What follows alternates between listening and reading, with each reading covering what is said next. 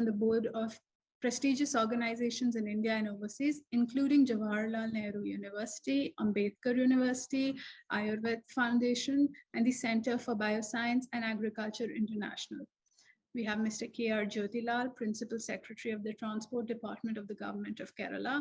He's a 1993 batch IAS officer and has previously served as Collector of Trivandrum and Kannur and held portfolios in IT, transport, agriculture, animal husbandry, fisheries, food and civil supplies, tourism, parliamentary affairs, aviation, and more. He's been instrumental in projects related to high-tech agriculture, Smart City Kochi, KMRL, KMTA, Kannur Airport, e-mobility, and the hydrogen economy. We have Dr. Reji Mathai, Director, Automotive Research Association of India. He brings over 28 years of experience in the field of engine and vehicle testing, emission studies, and ambient air quality. He's the chairman of the AISC, responsible for the preparation and approval of automotive standards. He's been part of the Auto Fuel Vision and Policy 2025 Committee. He's a member of various government committees and bodies like BIS and CPCB, where he works on mobility concerns to facilitate for further future roadmaps. An avid researcher, Dr. Mathai also has 2 patents to his credit. We have Dr. R.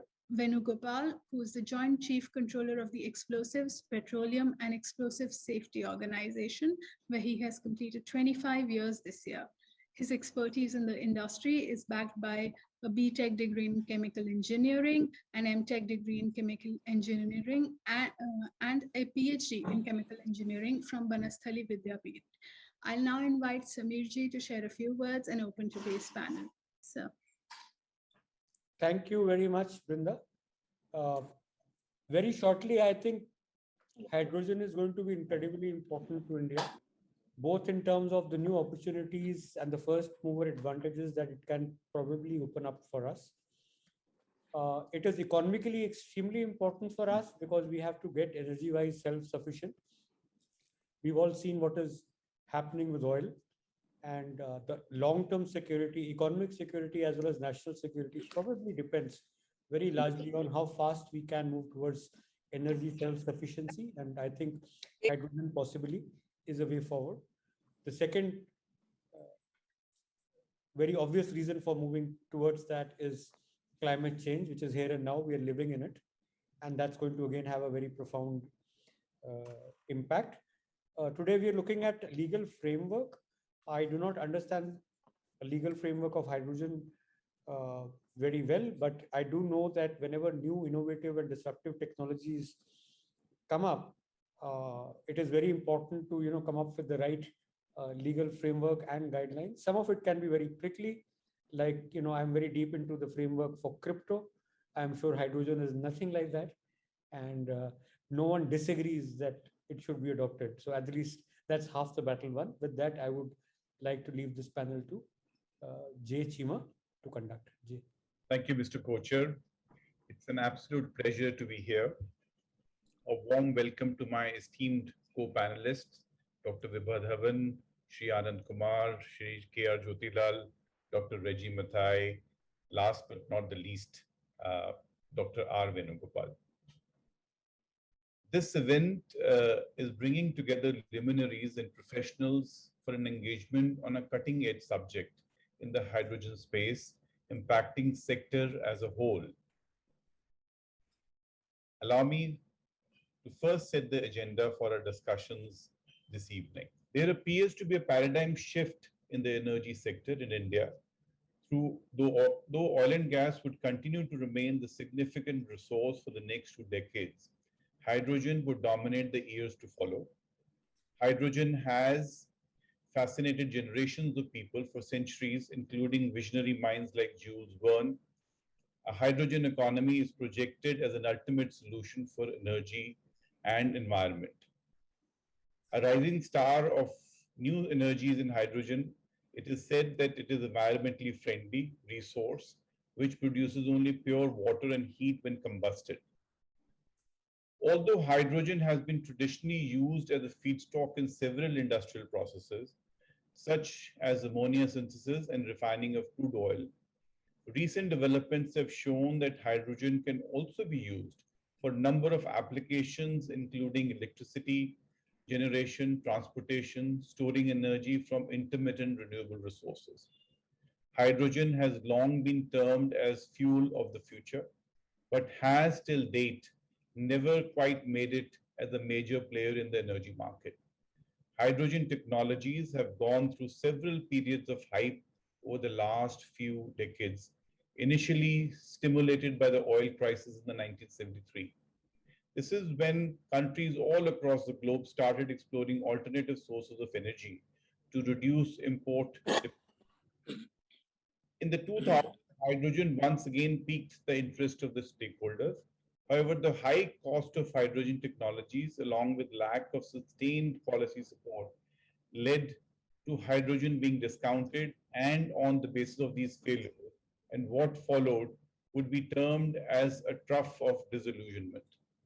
Between rapid climate change and net zero pledge, the virtuous cycle of hydrogen deployment has once again started to gain momentum.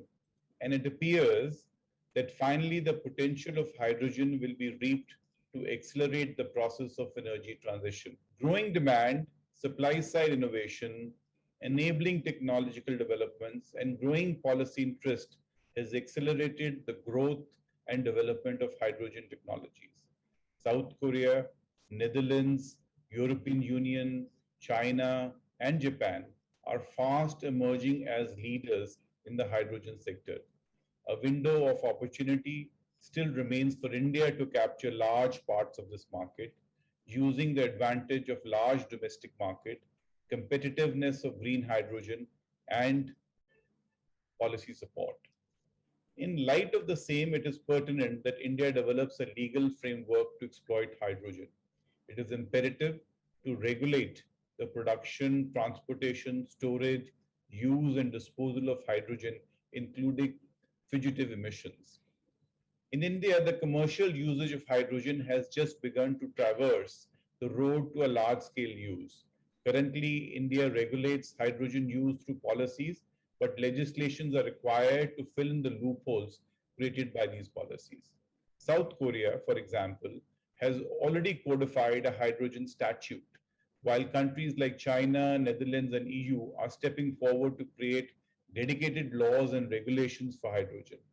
Other countries like Saudi Arabia, the United States of America, and Japan are investing heavily in the R&D projects on hydrogen. R&D projects on hydrogen started early in India, but due to lackluster response in early adoption by industries, coupled with lack of effective implementation policies, we are still at the nascent level compared to some of the other countries. India and Germany, as you know, have just signed a joint declaration of intent on the Indo-German Hydrogen Gas Task Force. The Ministry of New and Renewable Energy revealed that the joint proclamation was signed virtually by the Union Minister of Power and the New and Renewable Energy and German Minister of Economic Affairs and Climate Change.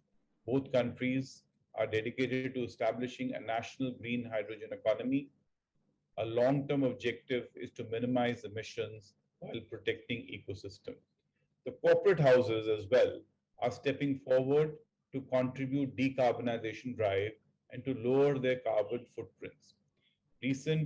Recently, ArcelorMittal announced that it has successfully tested the use of green hydrogen in production of direct reduced iron at its steel plant at Contrecoeur, Quebec, Canada. The objective of the test was to assess the ability to replace the use of natural gas with green hydrogen in the iron ore reduction process. During this test, 6.8% of natural gas was replaced with green hydrogen during a 24-hour period, which contributed to a measurable reduction in CO2 emission. The green hydrogen used in the test was produced by a third-party owned electrolyzer, a device that produces green hydrogen from electricity and water, and was then transported to Contrecoeur. This is a major step forward since the iron ore reduction process alone contributes to more than 75% of ArcelorMittal long products Canada's overall CO2 emissions.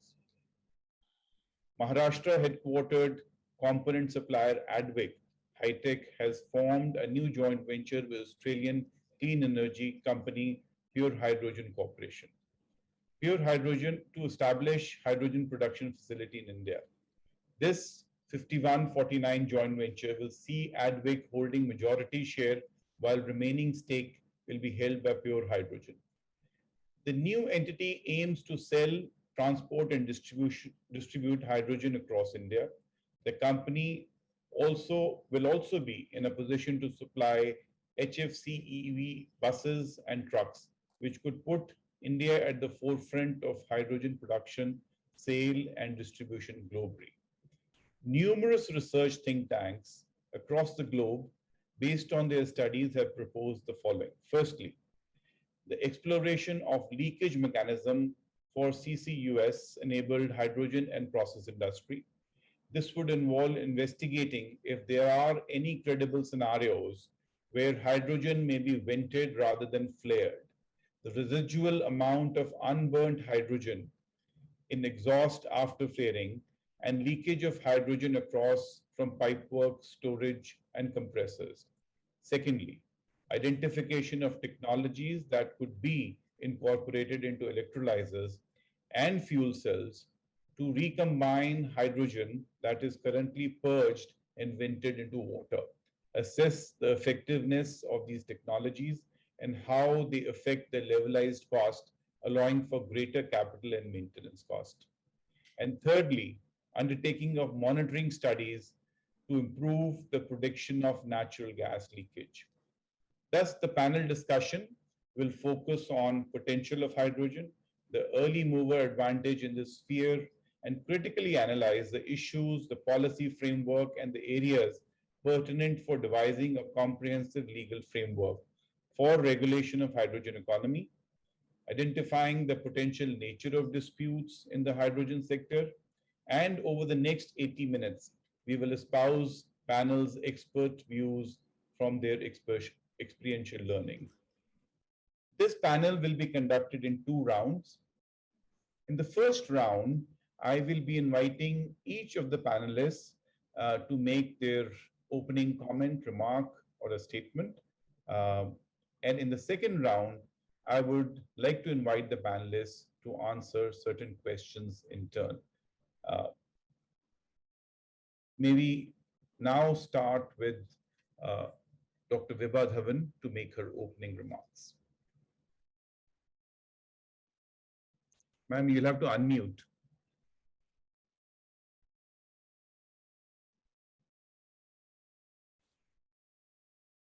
Ma'am, you need to unmute yourself. Can you hear me now? Yes, please. So thanks for such an elaborate presentation on hydrogen as a whole. In fact, you have practically covered everything what we are talking about hydrogen. The only thing I would like to say is that you rightly mentioned we are talking of hydrogen for, I should say, over 5 decades now. But then it hasn't become a reality till now. The reason for that are many, and I'll say the most important reason is that now there are 2 things. One is that we have recognized that energy security is as important as national security and food security of a country.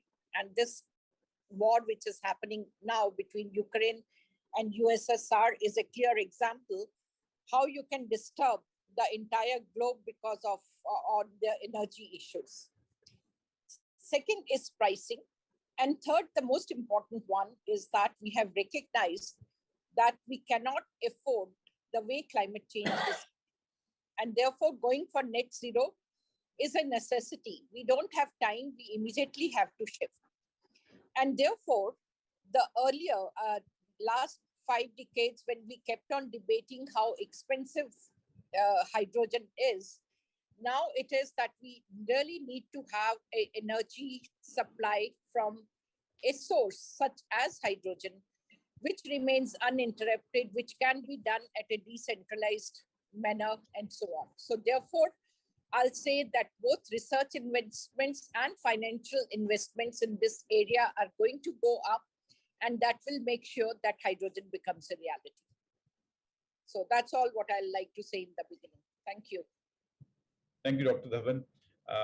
We have on our panel Mr. Anand Kumar, IAS, who has been a former secretary of MNRE and has played a pivotal role. So, sir, your comments, your opening comments. Thank you. Thank you, Mr. Cheema, for giving this opportunity to be part of this important discussion. We in the Ministry of New and Renewable Energy started working on hydrogen mission somewhere in the late 2018. And then we had series of meetings and in 2019-20 and on 15th August 2021, as we all are aware, Honorable Prime Minister launched National Green Hydrogen Mission with very focused objectives. One, to decarbonize major sectors of economy. Two, to enhance India's energy independence. And this becomes very important in today's world, as Dr. Vibha has mentioned. Number three, to make India a global hub for production and exports. This is when I talk about the production of electrolyzers and related equipment. Fourth, to become inspiration for global clean energy transition. So he has positioned India very well, that India has to become a leader and India has to inspire the others to become, to inspire others in global clean energy transition. And lastly, obviously, to create enough and more employment opportunities. Now, how do we do that? And how this National Green Hydrogen Mission is going to work? Our initial thoughts were that first we should look at demand creation. Now, how the demand creation is done? First, we make assessment of the economy of various sectors. Then, how to meet that demand of energy, first in part with hydrogen, and then completely with hydrogen. Then, how do we scale it up? Then, if we are scaling it up, how do we start with hydrogen? Do we bring in green hydrogen consumption obligation, as we have in the renewable energy sector for the solar and non-solar parts? So this green hydrogen consumption obligation also has to come in to kick in the initial demand in various sectors of economy, like fertilizers, petroleum, steel, and city gas distribution, etc. Now, what could be the strategic interventions which the government can make? They can be both financial and non-financial. We can have incentives for the exports of the electrolyzers. We can have the tax structures for the imports of the raw material which is required for constructing the electrolyzers, with the aim that we must bring down the cost of green hydrogen. And we also must bring down the cost of manufacturing of electrolyzers and the related equipment. And at the same time, we must enhance exports from India. And that's only if this happens, India would become a global hub for manufacturing of green hydrogen, for exporting of the green hydrogen, and also exporting the equipment, including the electrolyzers and other equipment for the green hydrogen making. Now, for that purpose, initially we have created demand. We have strategic interventions, which will be short-term, mid-term, long-term. That won't be enough. We have to start with certain initial projects. So which I would call, there has to be an intervention by way of project implementation. And this could be by identifying certain sectors, certain projects in the area of shipping, in the area of steel manufacturing, in the area of creating green ammonia, in the area of creating green methanol, in the area of hydrogen storage, and of course, the long range transportation by way of trucks and the trains. So this is where the major demand would come in. And this is where hydrogen can replace the other sources of energy majorly. When we talk about hydrogen, we should not only talk about hydrogen in isolation, that green hydrogen is there and then we would be making green hydrogen by using the renewable energy and it will solve all our problems. No. The whole thing had to be seen in totality. Green hydrogen is produced. Where is the demand? Where we are going to manufacture? Are we linking the demand hubs with manufacturing hubs? And if they could be, we are meeting the demand of the hubs locally, but there are certain ways, or there could be certain propositions where the demand has to be met from outside. Now, if we are not meeting from outside, how we are going to create pipelines? How we are going to create tankers which can have different bar pressures? How we are going to do the site storage? How we are going to facilitate transportation? And how we are going to create economies of scale? So we have created demand, we have strategic interventions, we have identified the projects, and then we are creating the infrastructure for transportation of hydrogen as such. Though the hydrogen, the green hydrogen, would cost less in the years to come when the cost of electrolyzers would go down. But the cost of creating infrastructure would remain. And mind it, when we are talking about green hydrogen, it is intermittent. Green hydrogen will not be produced at the same rate all through the day. So you will have to have hydrogen storage to make it round the clock supply for green hydrogen. If you talk about the gray hydrogen, there is no independence. But when you talk about the green hydrogen, if you're taking from the source, unless you have a backup of the storage, you will not be able to use it as it should be. You have touched a very important point of regulation and standards. We must not reinvent the wheels. We must not reinvent the wheel because other countries have already moved ahead and made certain standards and they have followed the standards. So our standards should be global. We should follow global standards. We should have interoperability of technology and of the equipment. Now, we would require regulation standards for what kind of storage is there, what kind of pipelines we are going to lay, what kind of technologies we are going to use, what kind of electrolyzers we are going to have. So this will not only involve legislation, this will involve rules, this will involve regulations, schemes, policies, and they cannot be written in stone once. As we grow, as we have experience in the field of green hydrogen, they may require changes, they may require amendments, and we should be ready for it. We should be ready for the mid-course correction. R&D. We must now, from the word go, we had started research in hydrogen, but somewhere we lost the pace. India lost a golden opportunity in solar energy industry. In 2014-15, if we could have started manufacturing the solar cells, we would have been leaders by now. We should not lose opportunity today on the green hydrogen. We have a golden opportunity. We have technological manpower. We have got international relations to go by. Everything is positive for India. And we must encash on it.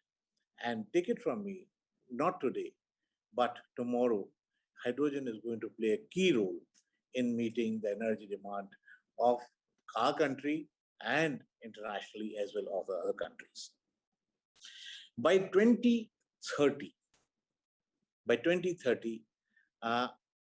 if we see I was working in the Ministry of New and Renewable Energy, we should have production capabilities of around 4 million metric tons. And this can grow up as the export rises. So we should not again say that, look, this is the only production I would do.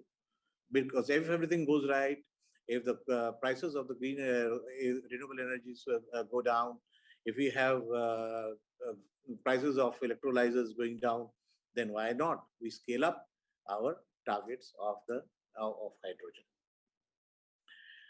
This would, if you're talking about green hydrogen, it would require additional capacity of renewable energy. So to facilitate production of green energy, we must facilitate production of renewable energy. And we should also revise our target upwards. And that can happen when we provide land for the renewable energy projects, when we give the clearances for the renewable energy projects in time, and we also keep the check on the demand of the I'm saying the demand of solar cells, etc., but we must meet the demand of solar cells and modules from within the country at a cheaper price. As I said that we must now start working, identify the key core sectors for hydrogen. We must work out what their demand would be. We must now work out initially year-wise, short-term, what will the requirement, hydrogen, green hydrogen, what will the mid-term, what will the long-term, how we are going to meet those demands locally or through either through the local hubs of manufacturing or from the distant hubs of manufacturing. And then if we are able to do so, take it from me, we are going to have many million full-time jobs for the Indians in the country. And today, if you see that greenhouse emissions in the power sector, we are responsible for around 40% of greenhouse emissions. And if you see industries and transportation sector, we are responsible for around 38%. And with green hydrogen coming in, we would be able to reduce and avoid maybe around a significant million metric tons of carbon dioxide. So these are my initial remarks, Cheema. Thank you very much. Thank you, Mr. Kumar. Kerela has done pioneering work in the hydrogen economy space. May I now invite Principal Secretary Transport, Mr. Jyothilal, to make his initial comments. Respected Vibha, Dhawan Madam, Anand Kumar Sir, Cheema ji, Sri Kochhar ji, and fellow panelists. In fact, thanks for an opportunity to share some of the thoughts. In fact, Kerala, we announced that Kerala will be the first probably state to become carbon neutral by 2050. In fact, most of our local bodies started announcing by 2035. So they are working on it. There is a competition between the local bodies to make it who will be the first one to achieve carbon neutrality. So we need to address the problems of agriculture, waste management, energy, industry, transport, and all these sectors. So in fact, there are roadmap have been made for carbon neutrality by 2050. So we brought the first EV policy around 2019. So that's the time at which we put two electric vehicles, 1 million electric vehicles by 2025. Then we found that, for the buses, trucks, and maybe the boats, the electric vehicle, the charging, the battery as a storage may not be the ideal. So it is better to go for fuel cell. That is where we came to the hydrogen. Hydrogen as an alternative so that the battery can be replaced as far as the bus, trucks, and maybe heavy duty vehicles are concerned. So we first pilot project, we did the scanning of all the legislation in the country. I should thank Sri Jatinder Cheema for bringing out. We found that there are 64 clauses, sections, or the rules which needs to be amended if you have to bring hydrogen to. So I'm not getting into the details. Probably So all those legislations, rules and sections which need to be amended in the country to make hydrogen as a fuel has been identified. This has been shared with the MORTH Secretary and the concerned secretaries in the Government of India. We brought the first pilot project in July 2020. We got the sanction from the MORTH. That is to run two cars, that is Mirai, Toyota Mirai, and two buses between Trivandrum and Kochi as a hydrogen highway. So, but then we found, we are learning from when you start something, you learn from mistakes, or you need to put everything, everything in place so that legal framework is in place. So pilot, we got the sanction, but then we found the hydrogen availability is the next issue. I think now Toyota has brought the brand to Mirai, two Mirai, which is brand new second generation. In fact, first Mirai is registered in the country is also in Kerala only. So now buses we are looking now, Tatas have brought, but I think lot KPIT is also developed indigenously fuel cell. So we are working on it. We prepared a roadmap for the state. So in a three-phased manner, we will start with within the city. That is, so the Kochi Metro has now called a tender for 10 buses, hydrogen fuel cell buses as a feeder bus for the metro, so that it will be plying between the airport and the metro, as well as maybe central business district connecting the metro stations. So tender is being finalized. I think probably this week or so they will be able to finalize. We found that there are two important aspects of it. One is the cost of hydrogen and need to be brought down, as Sarah's mentioned, Umar Sarah's mentioned. It may be roughly around 400, 415. We need to bring it down to 150 or so to break even with the the diesel. Then second is the fuel cell cost is high, so we are going for a wet lease model. In fact, the roadmap has been prepared with the funding of GIZ, so that we will scale it up to 50 buses in the next phase, which will run between the cities. So start with the intra-city, then we'll go for intercity buses. Then we prepared what is as per the roadmap, we have got a potential of around 9 gigawatt. And our requirement, as per our EV policy, 3,000 buses and 1,000 trucks are to be electrified in the sense. So naturally, the fuel cell, the requirement of hydrogen comes to roughly around 25,000 tons in a year. Then we have got a 140 tons requirement in the refinery. So out of which, if 25%, maybe 30 tons per day might be the requirement of a green hydrogen as per the Niti Aayog direction. So if we take 140 tons, roughly around 75,000 tons will be required. Our potential is to generate 1 lakh tons in Kerala. So out of which maybe remaining 25,000 can be used for export. So that is the way we are going. Now, one good news is that we are looking at options with limited capex of how we can convert HICE engines, which is already, I think Ashok Leyland and Reliance are all working on it. Now it is ready. I think the model is ready in, I think, Huzur. So the pilot testing is going on. If that comes, we can retrofit the existing buses so that with the minimum capex, we can convert. So that is a major breakthrough.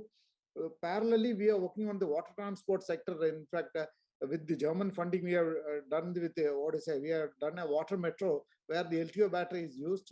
Now we are trying, Cochin Shipyard is trying with the funding from the Ministry of Shipping, how to make that replace the LTO battery with the fuel cell.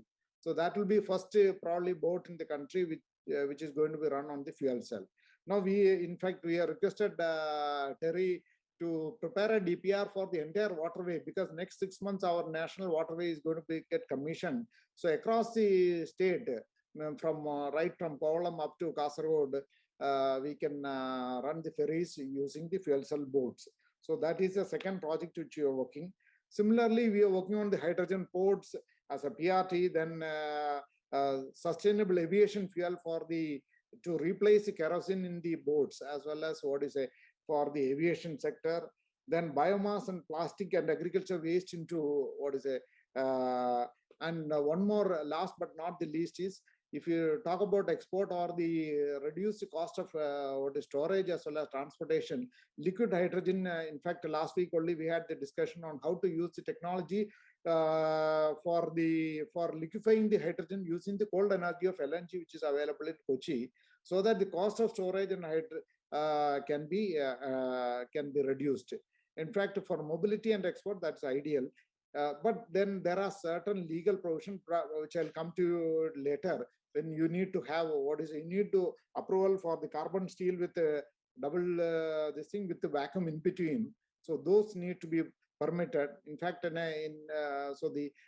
there are some issues with the PESO, like you need to approve up to 700 bar. Now only up to 300 bar it has been allowed. Probably that I will cover in the next session. So this in nutshell is our way till now, or maybe till now, our roadmap till now. Yeah, thank you. Thank you, Mr. Jyothilal. May I now invite Dr. Mathai to make his initial comments. Yeah, thank you for this platform and for the esteemed panelists and for the great remarks. I just want to take back one step behind and let us just was thinking about when we normally think about this energy scenario, the drivers are very clear about it, as was enumerated by my previous speakers. The air quality has been the primary one. So how the fuel or the energy system has been evolving. The legislation has been the key driver that has been bringing in better fuel or moving towards a low carbon intensive fuel. So this has been the key driver, I can say, that has enabled or has been leading us towards this hydrogen energy application. The energy security is very much in mind because we have to have that in place. And then when it comes to the mobility sector, because somehow whenever we think about the energy, one of the primary thoughts that comes is the automobile and its application, because the major chunk goes into it. And it can be one area where the government believes, or we all think, that can be easily substituted and the results can be seen much effectively. But then a bigger holistic picture needs to be brought into that. So when we look into the mobility aspect, the durability, the pricing, both are very critical when they have to be deployed.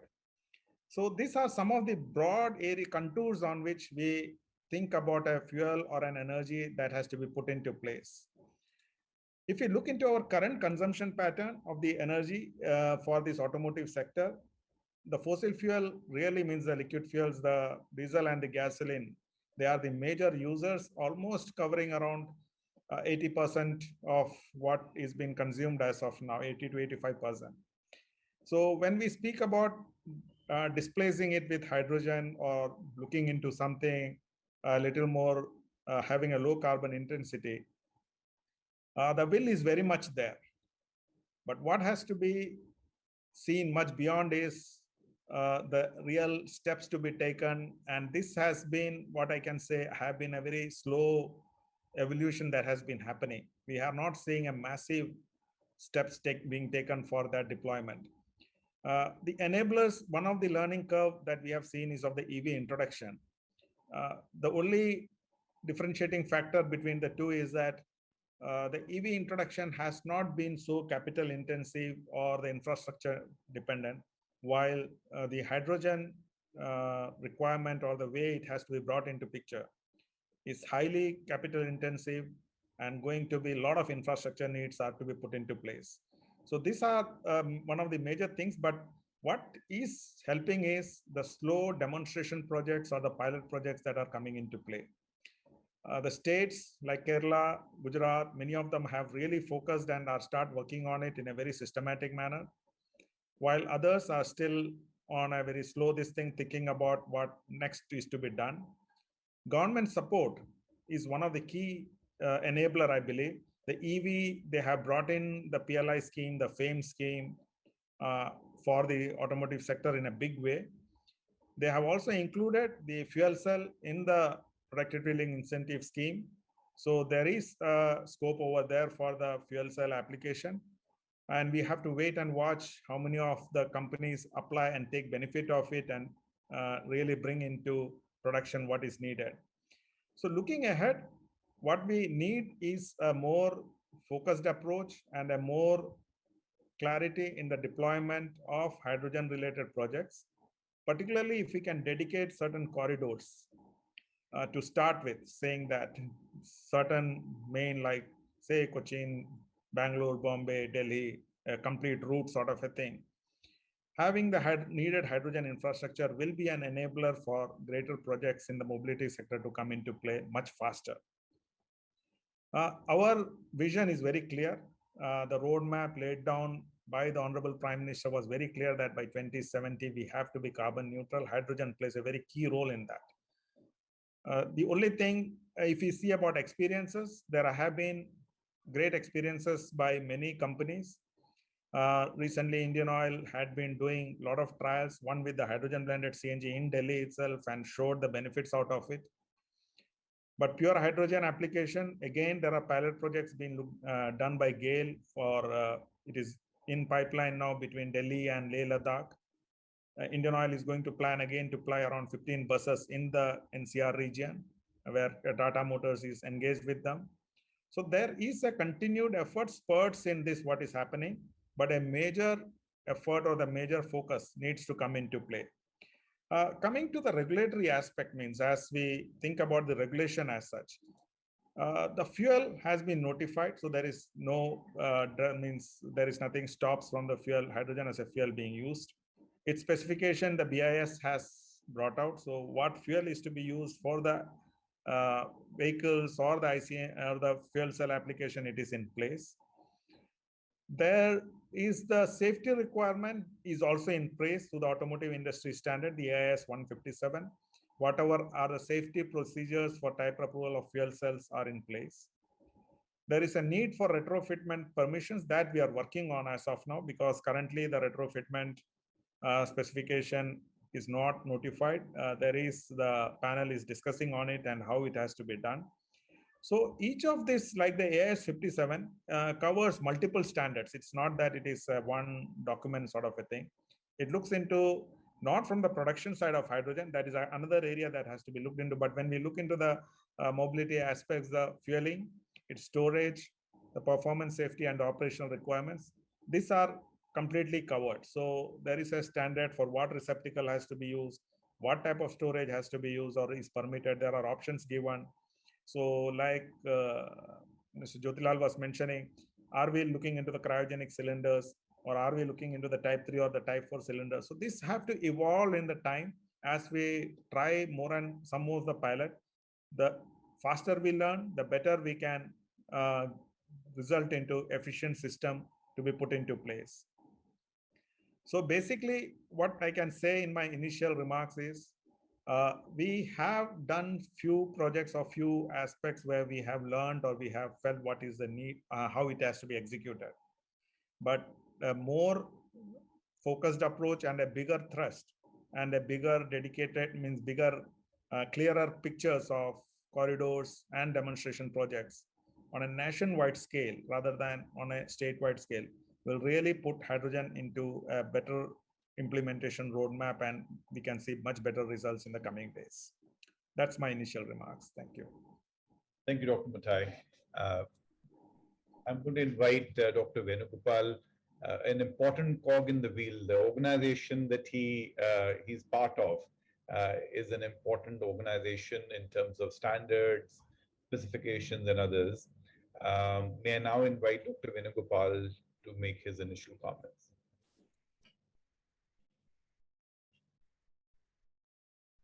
Okay, you'll have to unmute yourself. Dr. Venugopal, please unmute yourself. Thank you. Good evening to all, esteemed panelists. The whole world is struggling to reduce the carbon emission and to control, save the environment from rising temperature as well as depletion of iceberg. The natural sources of coal, crude, etc. are limited in stock and may exhaust in the years to come. Every country in the world is committed to reduce the carbon emissions. The alternate sources such as solar or wind and hydropower plants, what all depends on the nature and its special environment clearance. So here, it is the best to have hydrogen gas, which has a very good calorific value. Many industries are working on it, Many universities are working on it to extract hydrogen, which is available plenty in atmosphere. The hydrogen, which is having a good calorific value generated by electrolysis methods, are stored in pressure vessels and used in various things.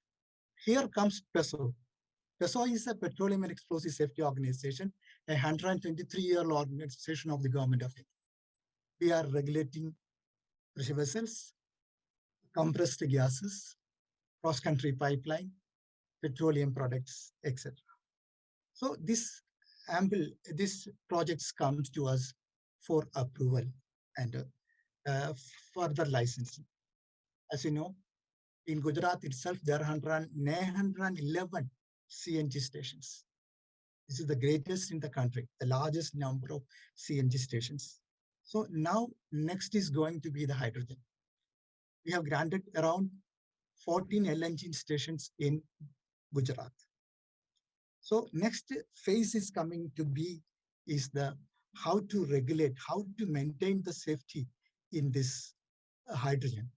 Safety is seen as a paramount concern by many relevant bodies in relation to the regulation of Indian hydrogen industry. While they do not expressly refer to hydrogen, existing safety standards and regulation are arguably broad enough to capture most aspects of the hydrogen industry. Nevertheless, I would say it would be prudent to adopt standards and regulations specifically dealing with hydrogen to ensure that all aspects of hydrogen industry are dealt with. In India now, hydrogen safety is regulated by the Explosive Act. In that one, the gas cylinder rules 2016 and static mobile pressure vessels rules 2016 plays an important part. That any compressed gas has to be regulated under the gas cylinder rules. And the cylinder, which is having a volume exceeding 500 ml, but not exceeding 1000 liters, will come under the gas cylinder. And exceeding 1000 liters will come under the purview of the pressure vessels. So hydrogen vessels requires a license under the SMPP, static and mobile pressure vessel rules, and transportation of compressed gas also requires that is already given hydrogen. So many hydrogen tankers are running in the country. They were licensed under LS2 of the SMPP rules already. So now the discussions we are having, Ajay Kumar sir, Anand Kumar sir was talking about the storage. This is the very critical point. The most challenging part in this process is storage of hydrogen, as hydrogen is a very low density gas and must be stored in high pressures ranging from 350 bar to 700 bar to get required quantity and mileage of vehicles. Storing it in steel tank was not viable, as the weight of the steel tank of such high pressures will go very high, bringing down the total transportation economy. The development here, I would like to tell Anand sir and all the esteemed panelists, the development of type 4 composite cylinders, which are very light in weight and safe compared to steel cylinders, made it possible to use hydrogen as a fuel in the vehicles, which is future for the auto industry. As you know, we have already granted permissions for type 3 aluminum line manufactured by Luxfer Cylinders USA, UK, and type 4 all composite cylinders manufactured by Hexagon, Experian Germany, and Agility Fuel Solutions for the CNG applications. So this we can consider the development of high pressure, which are very light in the weight and safe to convert to steel cylinders, made it possible to use as hydrogen as a fuel in the vehicles, which is the future of the auto industry. I am telling the storage of hydrogen is different in different types of vehicles, is at different pressures. For passenger vehicles, the size of the cylinders, which we got applications, is between 40 to 120 liter water capacity at a pressure rating of 500 to 700 bars. One passenger car can store around 5 to 6 kgs of hydrogen, depending on the pressure and typically it can travel around 600 to 650 kilometers in one filling. The development of Type 4 high-pressure composite cylinders, which are very light in weight and safe compared to steel cylinders, made it possible to use hydrogen as a fuel in the vehicle, which is the future of auto industry. I would like to tell that already the applications are coming. The transport vehicles needs more gas to be stored as consumption is more. Are using number of cylinders of water capacity between 150 to 350 liters and can store up to 16 to 20 kilograms of hydrogen, which can travel approximately 500 kg in one filling. The pressure of hydrogen is 350 kg. Now, coming into the European standards, which we are adopting here, the composite cylinders are designed by the European standard of ECR 79, ECER 134, and ISO standard of 19881. So the vehicle can be filled at the dispensing unit in similar fashion as CNG is filled presently. So the first is, I would like to have, I will tell you that the first hydrogen dispensing station will be inaugurated within 2 months. Already the first inspection has been conducted by me and my team at Gujarat refinery of IOC. We have some 35 suggestions we have made. So that will be, they will be complying with that. We will be forwarding this report to the Nagpur, our head office, and the license will be granted on that. The first license, hopefully within 2 months, the hydrogen first dispensing station will be opened in Vadodara, along with the refinery, which is associated with the refinery. So we were requesting all the cylinder manufacturers in the country for the working for Type 4 composite cylinders to come up with new manufacturing approvals. So already 4 composite cylinders for hydrogen are being manufactured. I said Hexagon, Quantum, and Lilium. These companies are marketing all over the world. So in India, we are thinking that only one company is manufacturing. It is called Time Technoplast. It is in the advanced stage of development of Type 4 composite cylinders for automobiles and for cascade transportation to dispensing station. The cylinder, which is designed under ECER 124 and EN 1225, having a working pressure of the cylinders will be 700 bar for automobile and 350 bar for the cascades. So these works are going on. I'm sure that in the coming days, there will be a great input for hydrogen dispensing stations. And with regard to storages, already PESO has granted several hydrogen pressure vessels, which is being run with the industries. Once these mother stations for hydrogen dispensing will come, PESO will surely give the licenses for that too. But there is a requirement of amendment of license in the gas cylinder rules, and especially in the gas cylinder rules for license of hydrogen dispensing station. Now coming into these already the research work done by IOCs of great quality, and we have a lot of discussions between 3 to 4 days continuous discussions we were having on this hydrogen dispensing facility. All are coming up very well. So in the coming days, I'm sure that there will be a large number of hydrogen dispensing stations and CNG dispensing stations will come down in the coming days. And pipeline transportation also, as per the MSIC rules, PESO is the regulatory authority for that. If a major company is putting up hydrogen station, hydrogen bulk storage, then the pipeline also can be thought out. So this is the opening remarks from my side. Thank you. You are mute. Just elaborate in terms of how many hydrogen dispensing stations are being planned over the next sort of 1 year or 2 years, And what are the safety precautions and measures that PESO is recommending for both storage as well as dispensing of hydrogen? Can I share a PowerPoint? Sure, sure. So PESO has already given approval for IOC Gujarat Refinery for hydrogen dispensing station at their Gujarat Refinery premises. PESO has already, conceptual agreement has been given for hydrogen generation and filling in cylinders, cascades, and dispensing attached with the IOCL refinery. PESO has granted license to import 6 gas cylinders for high pressure cylinder storages. So these will be used in the this dispensing station. I will show you the picture of the dispensing station. This is the IOCL hydrogen purification and dispensing facility at Gujarat. So you can see it is coming under around 3 acres of land, and they have laid out the layout of the things consisting of a compressor dispensing flow diagram. The purified hydrogen will be coming to the compressor, then operating pressure of 500 to 500 bar.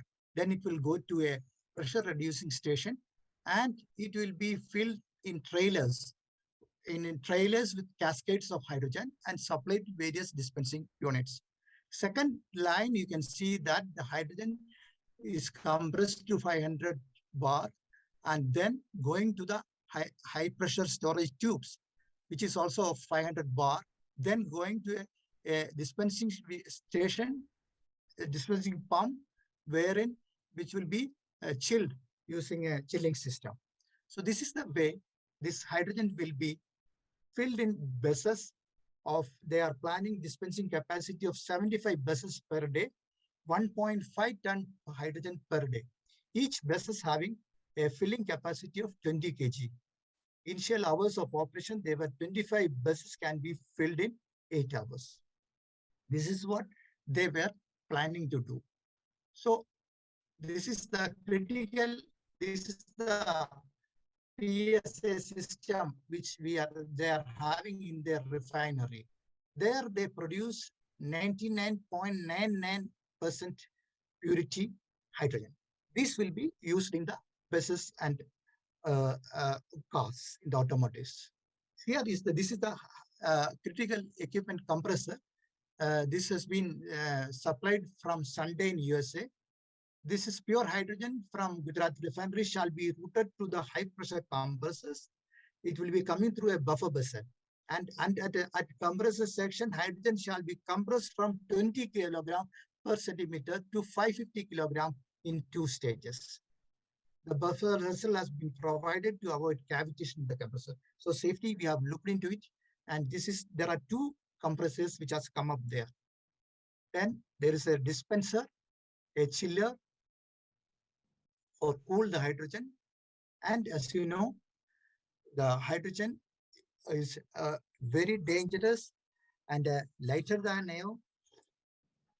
And so it will be settling in the top only. So we have directed gas detectors totally at the top, but there was one mistake. They have a fully, roofing was full. So we have told them to take off the roofing to a certain extent only, so that they will be coming up in the coming days. So hopefully, I'm sure that in the coming 1 month, IOC's first dispensing station, 1 or 2 months in Gujarat. Second thing is, we have already granted approval for IOC itself in Faridabad, as well as for their University of Petroleum and Energy Studies for hydrogen dispensing station at Gurgaon and at Tata Motors. So what happens is the relevant data are not yet received. Performance of cylinders, valves, and pressure vessels has to be verified. Then only the next step of regulation comes into. So we are trying our best to codify this one, and then this those who have been given will give their performance evaluation report. After that, only the licensing procedure can be started. Till then, trial run permissions will be given for all these dispensing stations and hydrogen storage locations. Once this data, the relevant data of performance for the last 2 years, as well as for the new dispensing, at least 6 months, data are needed. Then that can be put into rules and regulations. Neeru? Thank you. Thank you, Dr. Venugopal. So one of the sort of issues that I sort of often read about is the financing, the climate financing for these kind of projects in hydrogen space. So I would like Dr. Dhawan, Mr. Jyothilal, and Mr. Anand Kumar to comment on this. How are green funds available for something like this, for a project like these? Yeah, if I can get started, I'll say we talk a lot about the carbon financing, and especially in COP, there are more commitment made time and again, but they are never fulfilled. And we are still not realizing as citizens of this planet that whatever we do at one place, it is going to have impact internationally. So therefore, it is very important for the developed world to ensure that the developing economies keep pace with latest technologies. It is not just IP, that there is a company which sells the technology or have JV with another company in India, because then what is going to happen is that the benefits of new technologies will get limited to large corporates. And we are a country where there are large number of small and medium enterprises.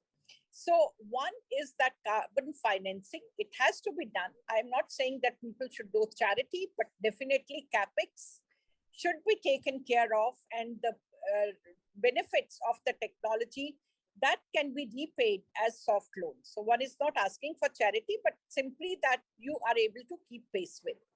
The other point which we haven't touched upon, and that is developing the technology and the human resource.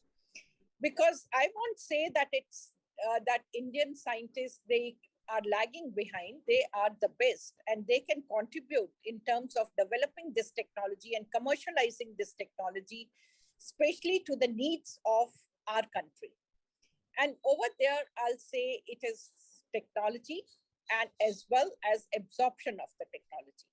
So hydrogen is comparatively new. So all those who have studied engineering, maybe hydrogen was taught to them for few classes, few credits, that's all. But then once we adopt this, so whether it is, and it's the entire chain, it is not just production as rightly mentioned, it is its storage. So what kind of tanks, what kind of material, what kind of paint, its transportation. We have temperatures varying anywhere from minus to plus 50 degrees. So what all is going to happen? And there are going to be teething problems as well. A technology will fail if you tell someone that, okay, here is a problem, it will take us a couple of weeks to get it repaired. That's the end of adoption of that technology. People are going to say it doesn't work. And really speaking, that is what has happened in the past with solar energy to some extent, because there were no one to repair it. And when we moved to the next phase, it was that we need to have solar mitras, train them, train linemen, train at different levels so that you have the human resource. So what one is also suggesting is that we should have a sort of center of excellence, which takes care everything about the technology.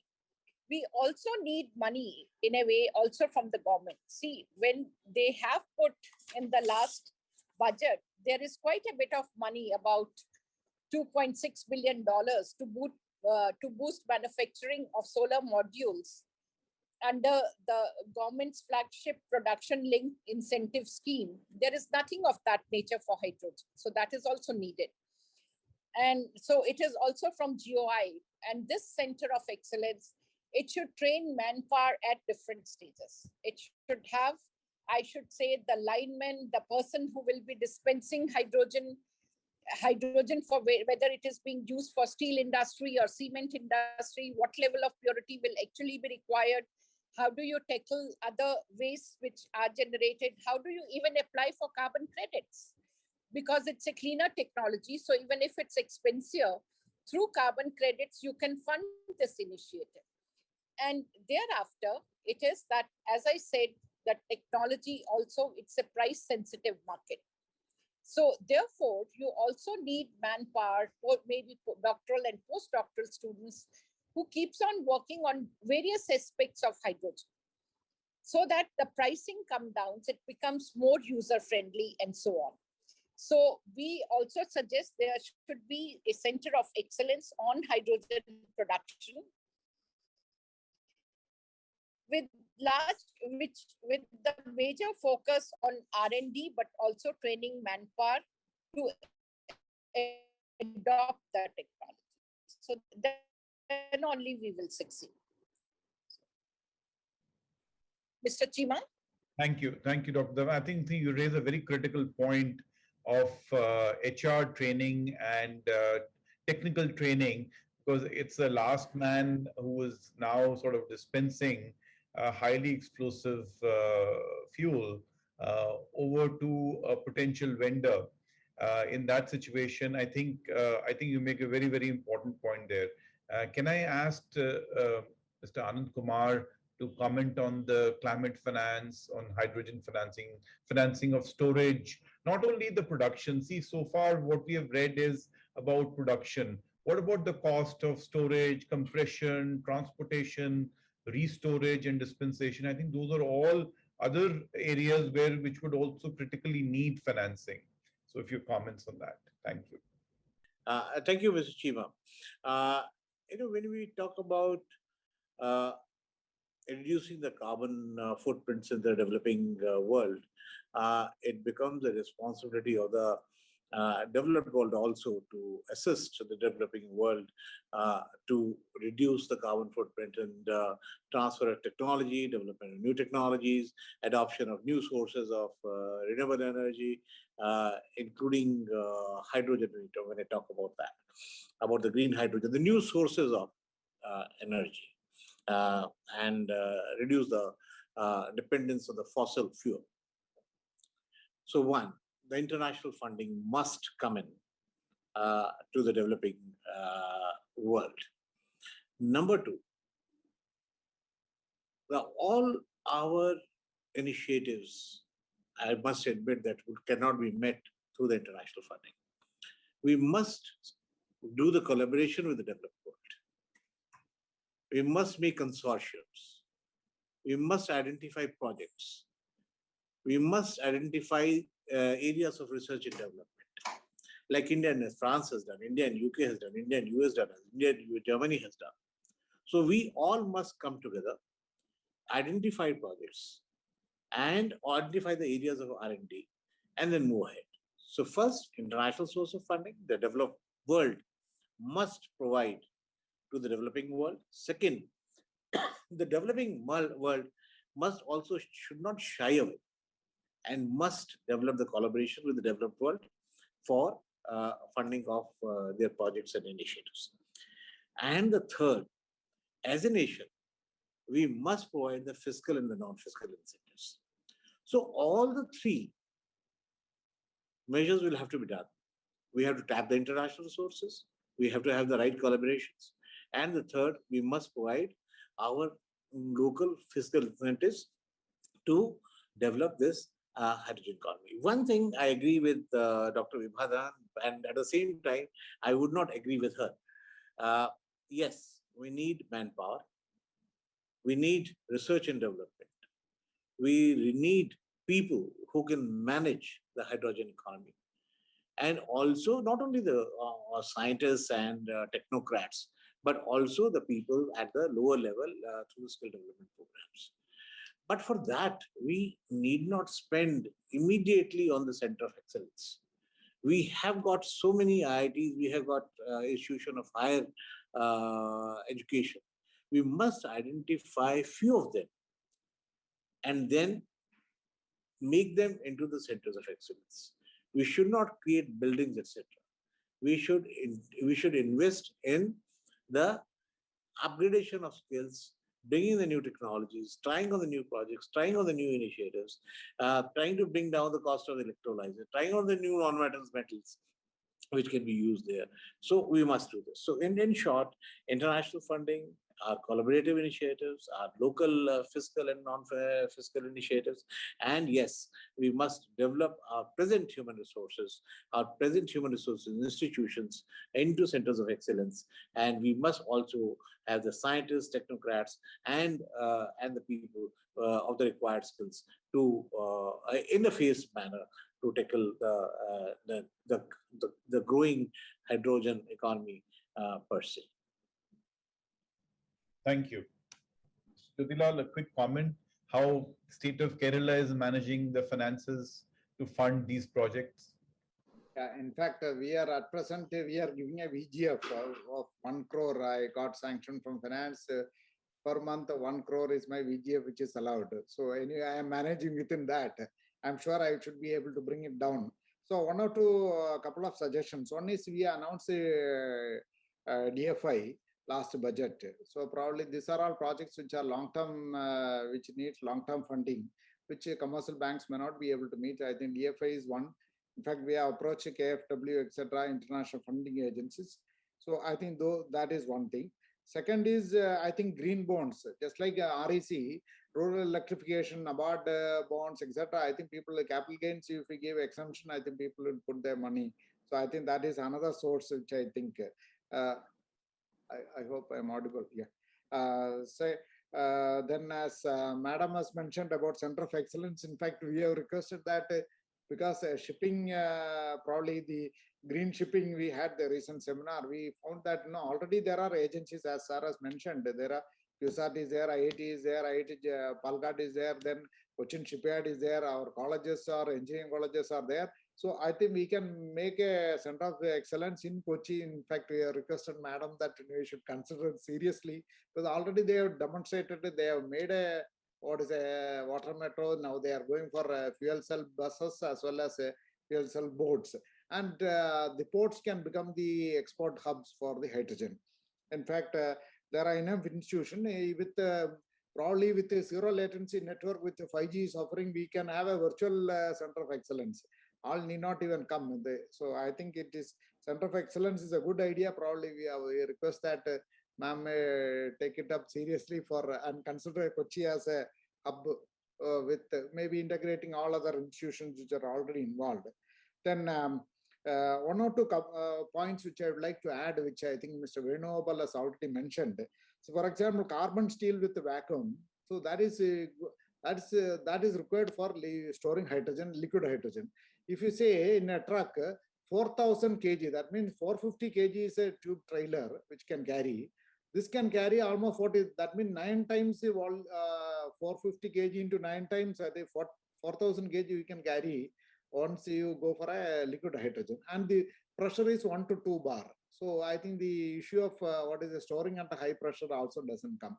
So my request is that I think once you allow that the standard, so that then long haul and buses can go for liquid hydrogen with a cryogenic tanker with vacuum in between with the car using carbon steel. I think that is one requirement. Second is maybe coming to ARAI homologation approval. In fact, ELO Mobility Germany has approached us.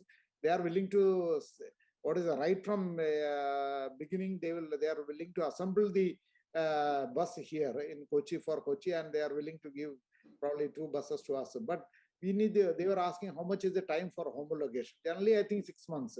It may take. I think if that homologation, I think help can be given, more companies will be willing to come and invest in India. Third point is that up to 350 bar you have allowed, PESO is allowed. Probably we should allow up to 700 bar. I saw in Toyota is using 700 bar even in their Nagoya factory. So for the bus as well as the car, so that you get the full range. Then standards for the liquid hydrogen needs to be notified. Then for export as well as whether shipment or for mobility sector, I think liquid hydrogen is very important. So cryogenic tankers for storage of liquid hydrogen is to be notified. Then one important point which I think Anand Kumar sir has mentioned, renewables. we assessed something around 8 to 9 gigawatt we'll be able to generate by putting floating solar. This is apart from the offshore wind farms which can be there. Then tidal is another source of energy. So there one requirement, sir. In fact, we have got almost 15 reservoirs in Kerala, which is in the reserve forest area. Why not we, anyway, if it is, the water is not used for drinking, why not give blanket permission to deploy floating solar? So that it really doesn't affect, instead of it will reduce evaporation loss, at the same time we can generate huge amount. So the blank, just like railway doesn't need EIA approval, just like that, I think MOEF clearance we have already taken up with MNRE. So I think this is a immediate thing, sir, which can change the way, 9 gigawatt, and we will be able to generate enough energy to run all our buses and trucks using, and water is also available in situ. They can generate hydrogen there itself in the reservoir area. So that is one suggestion, sir. Then rooftop solar, the power purchase, generally most of the net metering, most of the power utilities have given, but no, at least in our state, they have not fixed a rate for buying power. So then more people will go for rooftop and they will sell power to the power utility, which can be given to generate maybe green hydrogen somewhere else. So I think that is another point. Then methanol is another option.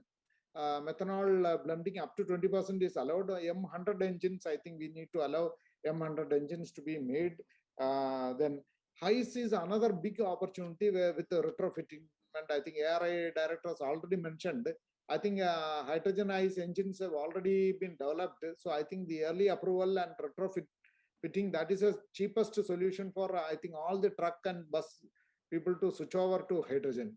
So that then fuel stations, they're a very good thing that, in Gujarat, you are permitted within the refinery, because Cochin refinery, we generate 3 lakh cubic meters per hour is the hydrogen generation by the Air Products USA. But within the refinery, we are not able to set up a fuel station. So I think this is a good model. If Gujarat has done, I think you should allow in all other places. This is a very good model which we can emulate. Then rail is another sector which we are already UK is running. I think Germany is running trains. So I think Alstom has already made coaches, which can run on hydrogen. I think that is another area which we should look at. Then sustainable aviation fuel, as I said, Indians have invested in Germany and other in SAF. So why not we develop smaller aircrafts which can use as SAF. And all our houseboats, around more than 600 houseboats are there. And fishermen's boats are also using, instead of kerosene, which is polluting, so we can replace it with the SAF. These are the 3-4 suggestions I have got on the legal side. Thank you. Suggestions. I'm now. Cheema ji, I just want to make one point, and that is, I'm not saying a standalone COE. It is that there are different pearls of wisdom and different research areas spread across the country. So there should be a platform where they all interact and they understand each other's difficulty and where to take from one step to the other. And I'd like to draw a parallel center of excellence, which has been multi-institutional center of excellence, which has been set up by Department of Biotechnology in the area of biofuels. So we should just take that as an example. So I just thought I should say, one is not asking for a building, one is asking for a network. Sure. I'm going to turn to Dr. Mathai. I have two questions. I'm also aware that we are now entering the last 10-15 minutes of our discussion. Could you please comment on the feasibility of hydrogen as a car fuel on a large scale? When do you expect to see that, and what it is to be done from a regulatory perspective? That's the first part of my question. The second question is, given the present scenario, will the infrastructure be built in time and be sufficient to support hydrogen fuel cell electric vehicles? Those are two questions that I have. Sir, over to you. Yeah, before I just answer that, I think I will just address Mr. Jyothilal sir's lot of requirements. I can see a person who is in action has a lot of needs, and it really is a joy to see some states focused on that. The homologation aspect, particularly whenever a new vehicle or a new type is coming into place, that journey can be made much simpler, because if they have a plan in place, just inform us so that we, along with them, start the journey together, and we'll correct them if there are some safety aspects or some needs to be there. The AIS 157 is in place, whatever the regulatory needs are required. So we will just ensure that the components and all are used are of the right type, so that once the proto is ready or the vehicle is ready, within a month, we can clear it. So you don't have the delay of such a big thing happening. Another thing you mentioned about was the liquid hydrogen. Yes, we have to write to BIS for that, for the specs to be start preparing for it. I think that is another area we need to look into, because that is, we will see how it can be facilitated in a better way. Now coming to the queries. Hydrogen implementation, particularly, my very clear thought is that we are a group of people who are highly cost conscious and highly it is what is driving us today. If you see the surge in EVs, it is not because there is a group that have to make that statement. They make that statement, yes, we are addressing the ambient air quality or the energy security part. But in large, if it has to grow, it has to really address the total cost of ownership. We need to make that statement very clear, and we have to understand that. So the cost of the fuel is very critical, how it is produced. And as I see, when bigger players come into play, when they come enter into this fray, we will see the cost coming down significantly, and that will be affordable. The infrastructure need is highly capital intensive. It's not like the EV infrastructure that has been needed. So to develop that ecosystem, not only, we don't want to again import the electrolyzers or the needed things and put it into place. Again, we will not be serving the purpose that is thought of. So that requires a more planned policy making by the government, as government has given some ideas in the PLI scheme for the application side. But on the generation side also, if some incentivization can come in, it will play a big role into trying to put into place the needed infrastructure. Coming to see when we are going to have these vehicles in a larger numbers, notice sort of a thing. I have a very optimistic view, because I believe that by 2030, we should see a sizable thing, and at least in certain states. Not in a pan-India basis, but certain states, because the states can make their own policy, which can hasten this implementation. And we can see that happening in some of these states that are really taking the lead. And once government puts a measure on that in their progress reports or something like that, we can see others catching up in a much faster way. The safety aspects, the hydrogen, I believe every fuel has got its problems, but if handled well, as PESO was mentioning, if we handle well, if we take care of it, it is very easily manageable, because we have been working with hydrogen way back from 2005, 6 and all. As in IOC, we were running the HCNG buses, hydrogen was produced, filled. Even the ICE buses with hydrogen, we have run few trials when I was over there in my previous assignment. So it is not a problem. We have not seen any hazards happening as of now. But we need to be very careful, and I know people will take it seriously once things are put into place. Thank you. I'm going to come back to Dr. Venugopal, and this is the last round, and I'll request everyone to make very brief comment, whatever is your closing comment on this topic.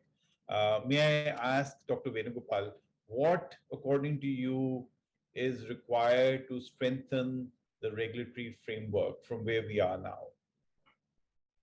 The development of the hydrogen regulatory framework in India will be a complex process involving many different industry stakeholders and international counterparts, which is coming up now. It is promising, therefore, I think that each of the state governments, especially Kerala, appears to be collaborating with one another, liaising with the vast range of industry stakeholders, especially marine, to develop a system there. Similarly, uniform laws can be generated in discussion with PESO, Transport Department, Environmental Pollution Control Board. These three main agencies. And this will be an interesting space to watch within the coming years. The promotion of hydrogen is expected to become an important part of achieving a carbon neutral society. In order to promote the development of various infrastructure necessary as preconditions to such a change, clarification, rationalization of the relevant laws and regulations will be important, in addition to the technological innovations. And with regard to SAB's 500 kg pressure, he was asking about the pressure wherein the inlet pressure from hydrogen storage, it will be, we have given 550 bar for the IOC refinery at Vadodara. So it will not be a problem coming with the high pressure dispensing pumps also. But in India, it is not available. It will be, you have to import from US. That is the only hiccup in that one. And we assure you that PESO will be giving for the, in the coming days, we will be giving for the composite cylinders for hydrogen storage. So that will be a great development in the field of automotive industry. Thank you. Thank you, Dr. Venugopal. Mr. Anand Kumar, your closing comments? Kindly unmute. Okay. When you're looking into the future and looking forward to having big contribution through green hydrogen in the Indian economy and to reduce the carbon footprint, we must look it in a very comprehensive manner. No piecemeal approach would do. And when we are talking about the comprehensive manner, we must have, I'm not saying that there will be one solution to all problems. No.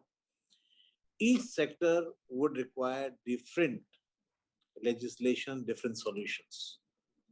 So you must see that what the demand of each sector is, how we are going to meet those requirements, how we are going to phase introduction of technologies, how we are going to phase implementation of project, how we are going to finance those projects, whether internationally through collaborative effort or through our internal resources, and what would be the end result, what would be the impact on the India's energy scenario. I would say that we must start where we have a bigger impact, where we have larger saving on the fossil fuel, and then gradually move on. So we must have a blueprint ready for the introduction of hydrogen, for the total hydrogen economy. And again, I'm saying no piecemeal approach would do. Thank you. Dhawan?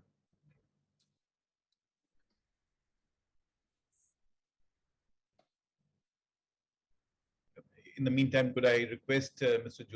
Jyothilal to make his final comments? Yeah, in fact, I fully agree with Anand Kumar, sir. It is A to Z, right from probably the electrolyzer, solar, the renewable energy generation, production, then dispensing, fuel cell, then you have got dispensers, because there is short supply of dispensers in the country. We are finding it difficult. So I think the entire value chain we need to address. Probably in a nutshell, we have made a roadmap for an ecosystem, new energy ecosystem. Probably I think these are incentives in the 5 sectors. We are divided. One is to promote the investment. I am not getting into details. One is, then second is incentive for employment generation, and then promote industrial activity, and then incentive for the utilities, then financing part incentive, and then the tax and duty incentives, etc., GST, and stamp duty exemption, etc. These are the 6 pillars which I think which might be on the fiscal side, which we should do, apart from the policy side and maybe non-fiscal. This in nutshell is what which will make a new energy ecosystem in the country. And probably the carbon to hydrogen is to happen, and that's a way I think energy, maybe it is a moving from independence to independence. I think that is possible. I'm sure the country is going in the right direction. Thank you, Mr. Jyothilal. Dr. Dhawan? Yeah, in fact, everything is said and very rightly summed up by Dr. Kumar and Jyothilal. The thing is, it is something which we can't miss as a country. The government must work towards, and they had already announced hydrogen mission. So now is the time that, as rightly mentioned, we need to draw a blueprint and start working in that direction, because otherwise it will be too expensive to not to take action on hydrogen in a big way. That's what I would like to say. Thank you. Thank you, Dr. Dhawan. Mr. Mathai? Yeah, I have just 2 points basically to make. One is we need a little focused efforts on channelizing what is happening now today, because multiple people are doing, some of them are very repetitive. They are not coming together or partnering in the way to take out the best benefits. And this is an important aspect that I believe needs to do that. A better planning or a better oversight needs to be done, where we put our efforts to cutting edge research and trying to bring out solutions. Second is we need to have more demonstration projects. That is one of the key things I believe somehow we have to carry out. That we have been seeing a lot of queries from small players wanting to retrofit or do some fuel cell activity so that the range extension starts taking place. And we are seeing that movement happening. We are also partnering in that way, in a big way, with some of the small players, starting even from the agriculture sector, even to the three-wheelers, which are, we never thought that they would be interested for fuel cell applications sort of a thing. But so we are very, very ready to partner in that, and we would like to do that. And we would encourage each one of us to come together and provide solutions that are implementable. Thank you very much. Before I hand over to Mr. Kochhar, Dr. Dhawan, Mr. Kumar, Mr. Jyothilal, Mr. Mathai, Dr. Venugopal, it's been an absolute pleasure interacting with all of you this evening. I can tell you that there is a huge amount of litigation and disputes that are happening in the climate space in other jurisdictions. We will have to sort of equip ourselves also in India with a proper statute or a legislation so that these kind of issues don't arise in this sunrise sector. Thank you very much. A pleasure speaking to all of you. And over to Mr. Kochhar. Samir? Thank you all. It was indeed a pleasure. Very engrossing conversation. And I hope Jay is going to help us put together a set of recommendations that we can carry forward. Thank you very much for being with us this evening. Thank you. Thank you. Thank you.